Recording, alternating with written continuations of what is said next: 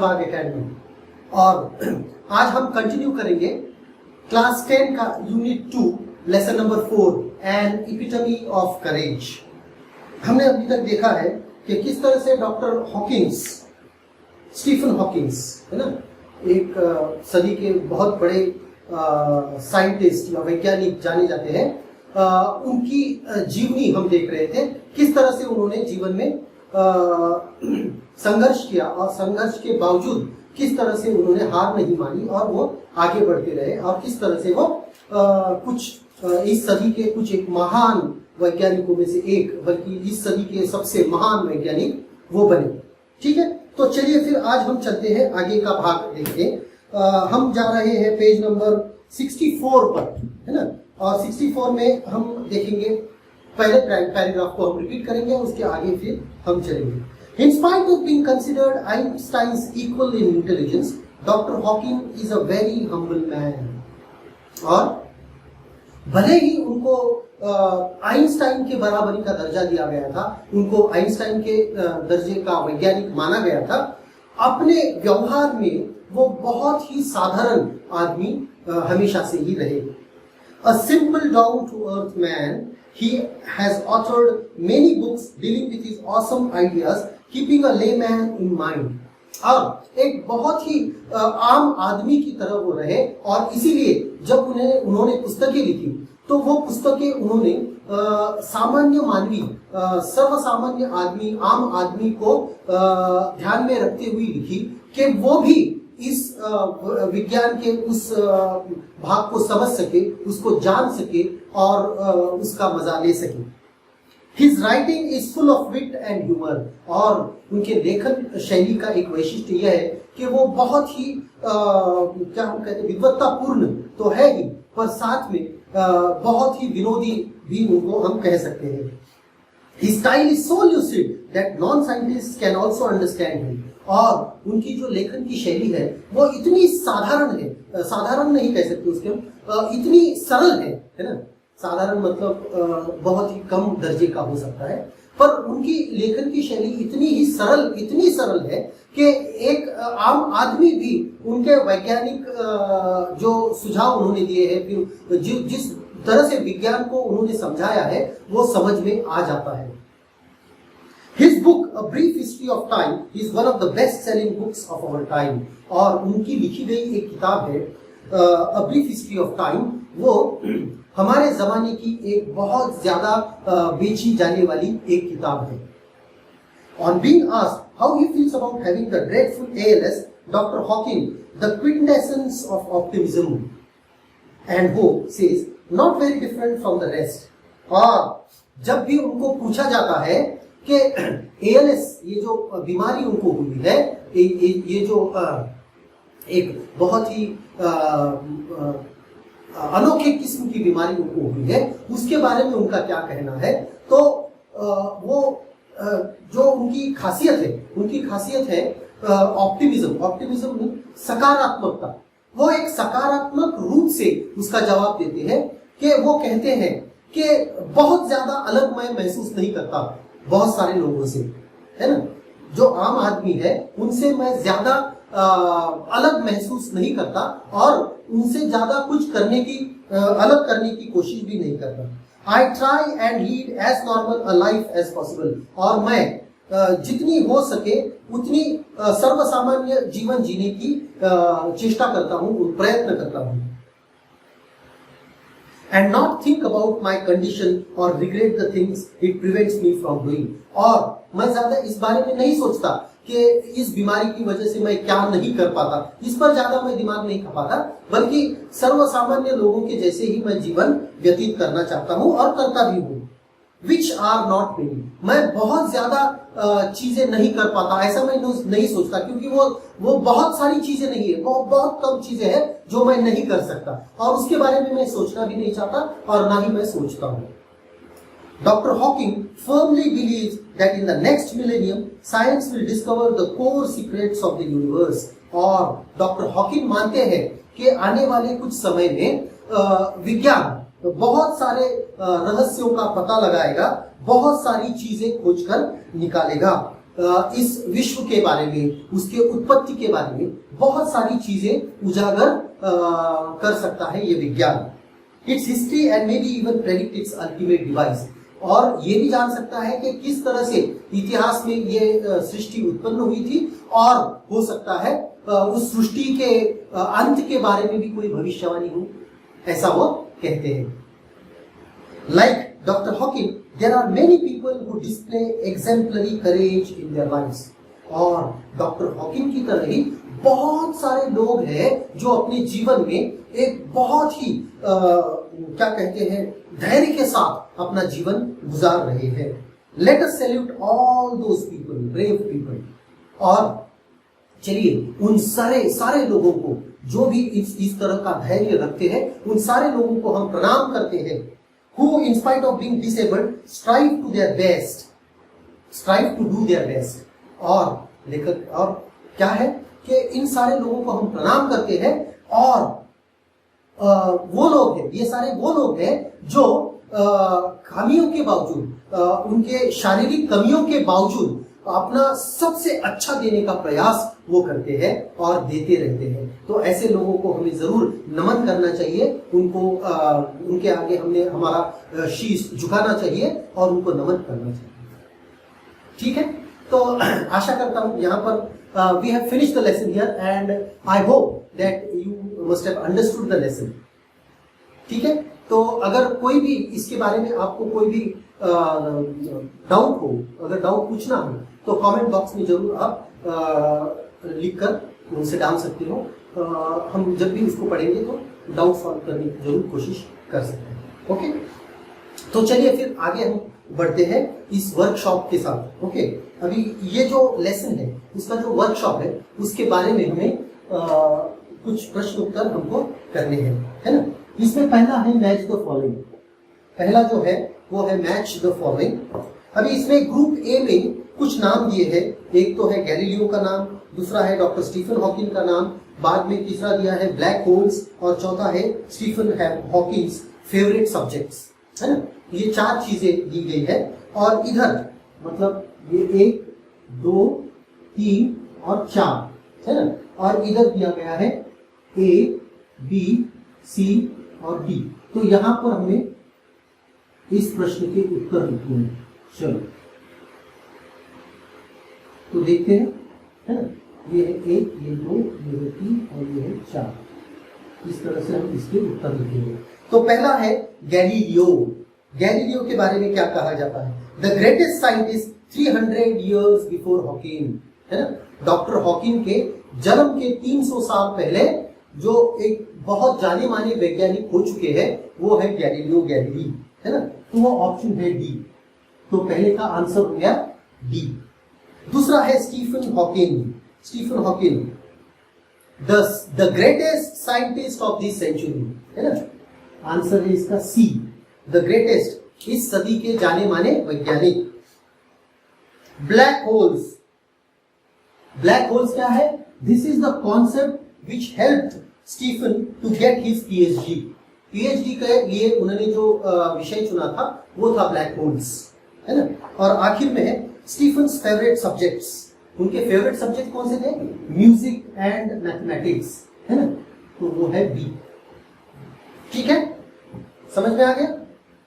चलो तो आगे बढ़ते हैं क्वेश्चन नंबर 2 की ओर। और क्वेश्चन नंबर 2 में आपसे पूछा गया है कि उनकी जो गुण है, उनकी जो क्वालिटीज है स्टीफन हॉकिंग की, वो हमें लिखनी है वर्ड वेब में। तो पहली एक ही क्वालिटी हमको दी गई है, वो है करेजियस।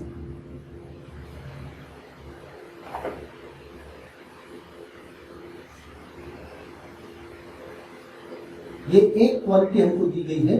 हमको ऐसी कितनी क्वालिटीज लिखनी है? 1, 2, 3, 4, 5 और क्वालिटी हमको लिखनी है ना। तो दूसरी क्वालिटी हम लिख सकते हैं अनडॉन्टेड। अनडॉन्टेड, अनडॉन्टेड मतलब डर कर भागना नहीं, पीछे हटना नहीं, है ना। Then third is epoch making. बहुत सारे चीजें बदल देने वाले भाष्य उन्होंने किए हैं। उसके बाद में है मिस्चीवस,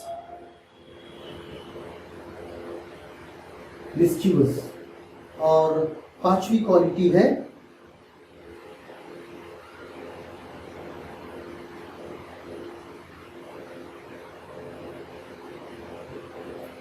चलो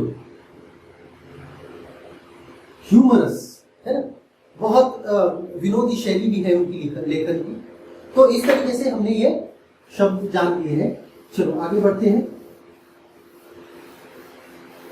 क्वेश्चन नंबर 3 की ओर हम अभी बढ़ते हैं। क्वेश्चन नंबर 3 है, arrange the following statements according to the occurrence in the life history of Dr. Stephen Hawking।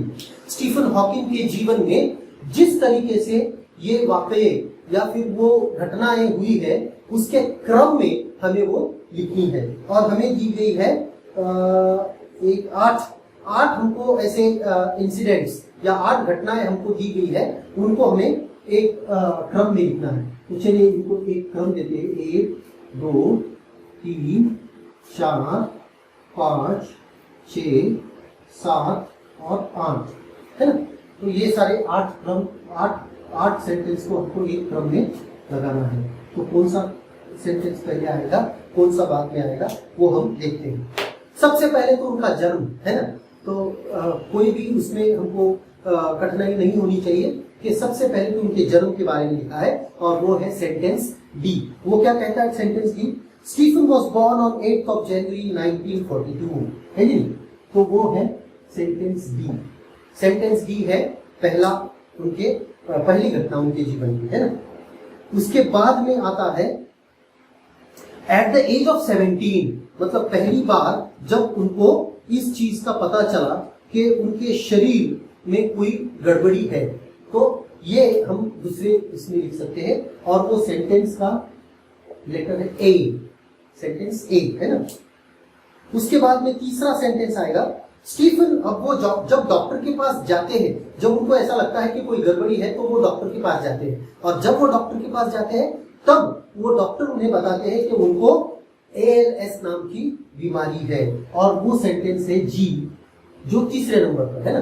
Doctor के पास जाने के बाद ही डॉक्टर उनको बताते हैं कि आपको इस तरह की कोई बीमारी है ना, जी।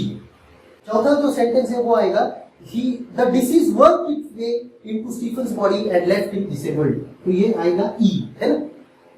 चलिए उसके बाद में पांचवा आएगा, उस बीमारी के बावजूद वो ठान लेते हैं कि मुझे मेरी डॉक्टरल रिसर्च पूरी करनी है, वो है एफ, है ना, सेंटेंस एफ, डिसाइड्स टू।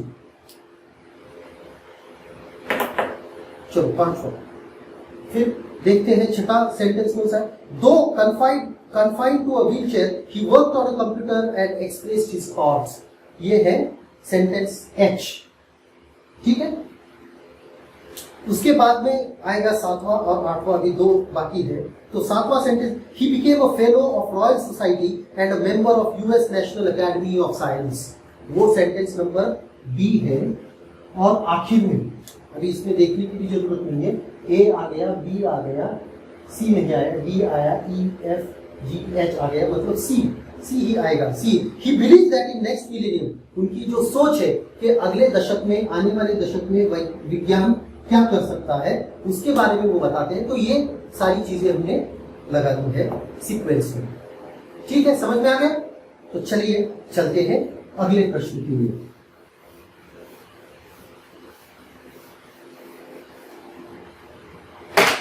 अगला प्रश्न है चौथा प्रश्न, और चौथा प्रश्न है होमोग्राफ्स का।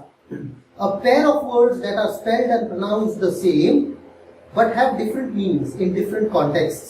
For example, watch, WATCH, watch का मतलब होता है देखना, ऑब्जर्व करना, और दूसरा वॉच होता है घड़ी, है ना, जो दीवार पे टंगी होती है या फिर हाथ में बंधी होती है, सॉरी, दीवार पर होती है वो क्लॉक होती है, हाथ में बंधी होती है वो रिस्ट वॉच होती है। चलिए, use the following words in 2 different context. अभी ये वर्ड्स हमको यूज करने हैं, पर पहले हमको देखना है। ये एक जो है वो है कपल, है ना। तो कपल का एक मीनिंग होता है, एक मीनिंग होता है पति पत्नी, है ना, या फिर जो जिसे हम कह सकते हैं, हाँ, पति पत्नी हम कह सकते हैं। कपल का मतलब होता है दाम्पत्य, है ना, दाम्पत्य। और दूसरा कपल का मीनिंग होता है दो या कम संख्या, है ना। I've got couple of mobile phones, है ना। तो इनको दोनों को हमको यूज करना है। तो the couple was very happy after their marriage, है ना। वो दाम्पत्य अपने शादी के बाद बहुत खुशी से जिंदगी जी रहे थे, और they were very happy means खुशी से जिंदगी जी रहे थे। चलो, उसके बाद में कपल, दो, कम संख्या। देखिए, हिटिंग द बॉल टूवर्ड्स, अभी क्रिकेट की बात में कर रहा हूं कि hitting the ball towards, I have got couple of mobiles, ये भी मैंने किया। उसके बाद में hitting the ball towards the mid off with soft hands, the runner the batsman to couple of runs. Couple of means दो, दो वहां पर संख्या हमें दी गई है ना। उसके बाद में बी है माइंड, है ना। माइंड, माइंड का मतलब क्या होता है? एक तो होता है दिमाग, है ना, जिसे ब्रेन भी कह सकते हैं, ठीक है। अभी वो देखिए, ऐसा कोई बॉडी पार्ट है नहीं, है ना। This is imaginary part of your body, mind हम कहते हैं ना। एंड सेकेंड इज, जिसको हम हेड और ब्रेन भी कह सकते हैं, हेड या ब्रेन, है ना। और दूसरा जो होता है mind, would you mind me, would you mind my sitting here, मतलब कि किसी चीज के लिए बॉदर करना, बॉदर्ड अबाउट, है ना। अगर मैं यहां बैठूं तो आपको कोई ऐतराज तो नहीं होगा, इस तरह से, है। My mind did not work properly because I hadn't slept for 2 days। 2 दिन अच्छे से नींद न होने की वजह से मेरा दिमाग काम नहीं कर रहा, ठीक से काम नहीं कर रहा था, है ना। My mind didn't work because I did not have sound sleep for 2 days. चलो, next है bothered about, है ना। I did not mind him coming and going out of my house, है ना। उसका मेरे घर पे आना और घर से चले जाना मैंने ज्यादा मन को नहीं लगाया, इस तरह से, है ना। बाद में सी है, सी होगा स्पेस। स्पेस, स्पेस का क्या मतलब होता है? स्पेस का भी दो होता है। स्पेस मतलब प्लेस भी होता है, मतलब जगह है ना। और दूसरा होता है अंतरिक्ष, है ना, अंतरिक्ष, अंतरिक्ष। चलो, इसके दो मीनिंग्स के साथ हमको उसको सेंटेंस भी करने हैं। There was very little space in the room, है ना। उस रूम में, उस घर में या फिर उस रूम में, उस खोली में बहुत ही कम जगह बची थी। There was very little space, अंतरिक्ष, space. In the space everything becomes lightweight, है ना। अंतरिक्ष में सभी कुछ बहुत हल्का हो जाता है, ठीक है। बाद में बी आता है साउंड। साउंड के दो मीनिंग्स है, साउंड के भी दो मीनिंग्स है। एक मीनिंग होता है आवाज, है ना, और दूसरा मीनिंग होता है साउंड का फिट, है ना।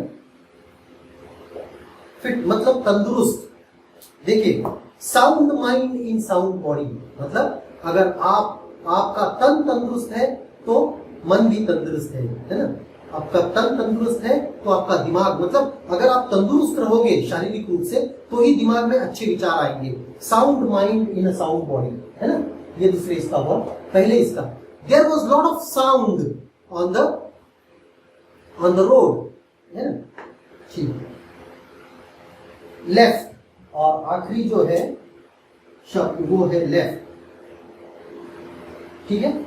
लेफ्ट, लेफ्ट, ये एक लेफ्ट होता है past tense of leave, LEAVE, और एक होता है राइट एंड लेफ्ट, है ना, बाजू, एक side, right side, left side, है ना, जिसको हम हिंदी में कहते हैं बाया, है ना, बाया। चलो, तो left, he left the place with very sad thoughts. He left the place, इसने वो जगह बहुत दुखी होकर छोड़ दी और left. He was sitting to my left during the programme, है ना, प्रोग्राम में, उस कार्यक्रम में वो मेरे बाई ओर बैठा था। समझ में आ गया? चलो आगे बढ़ते हैं। अभी कुछ हमको फ्रेजेस दिए गए हैं, तो उन फ्रेजेस को हमको सेंटेंस में यूज करना है। चलिए देखते हैं। क्वेश्चन नंबर 5 है,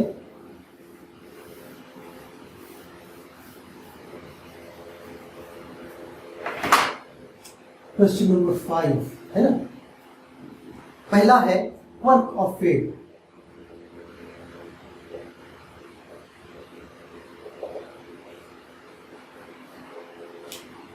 वर्क ऑफ फेट मतलब अचानक से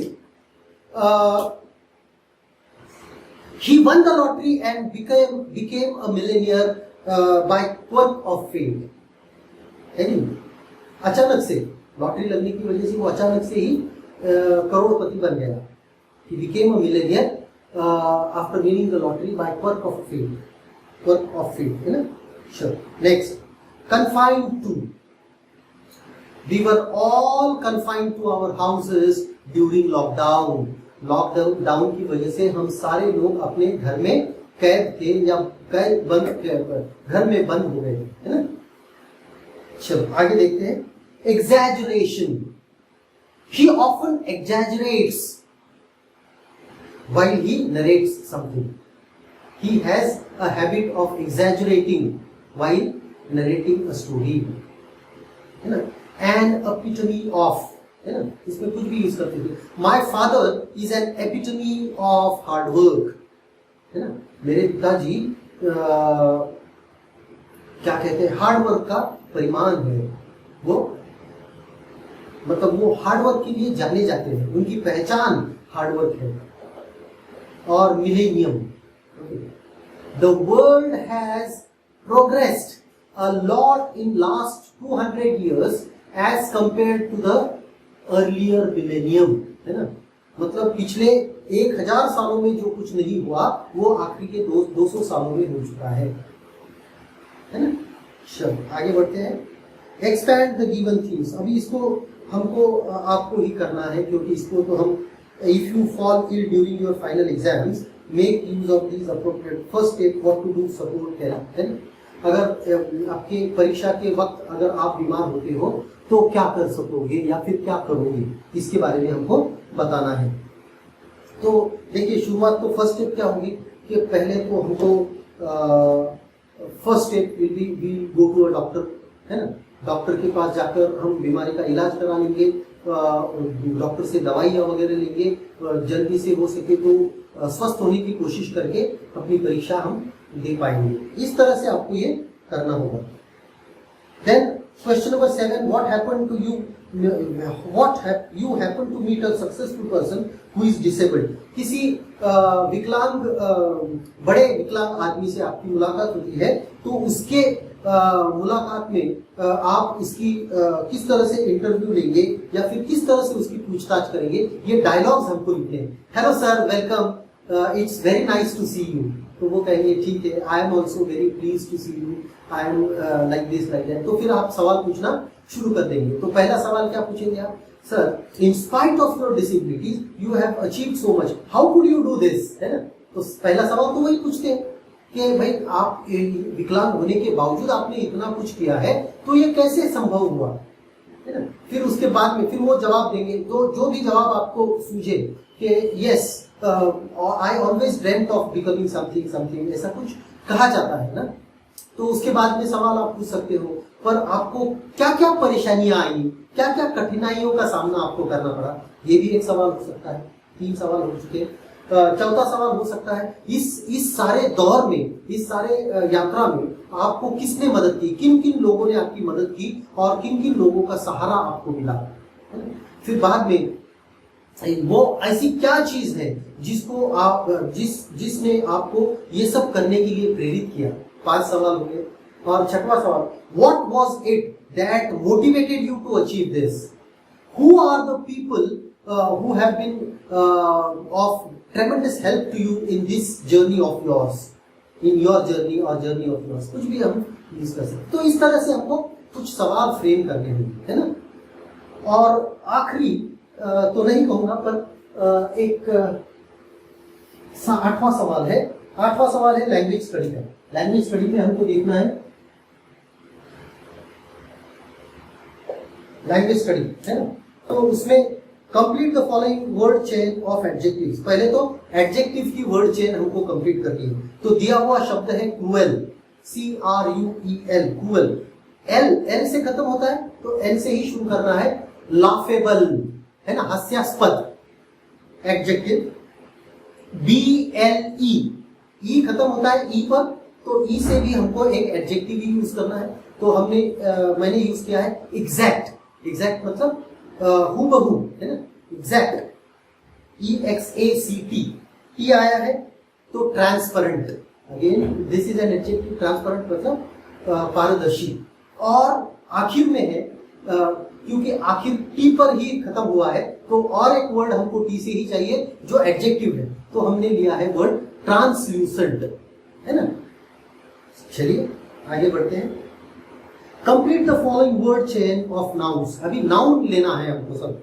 पहला है मेडिसिन, MEDICINE, मेडिसिन है, ई पे खत्म होता है, तो ई से भी हमको एक नाउन चाहिए। और हमने लिया है एग्जाम।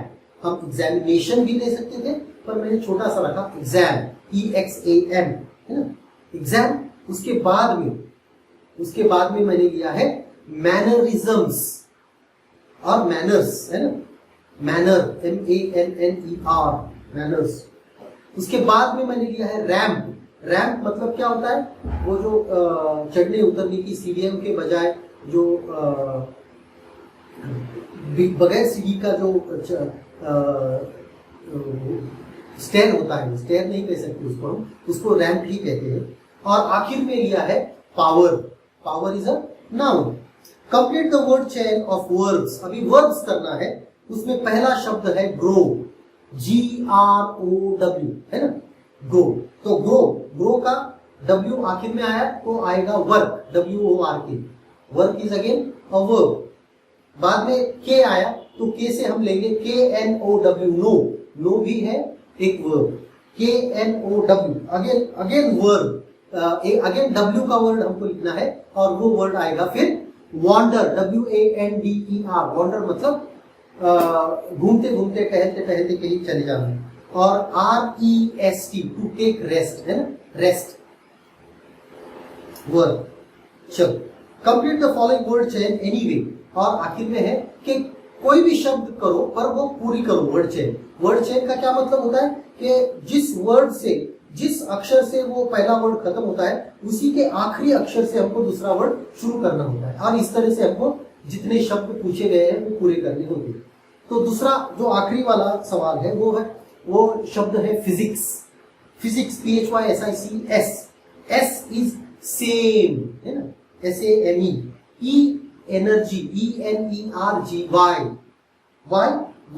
YOUT,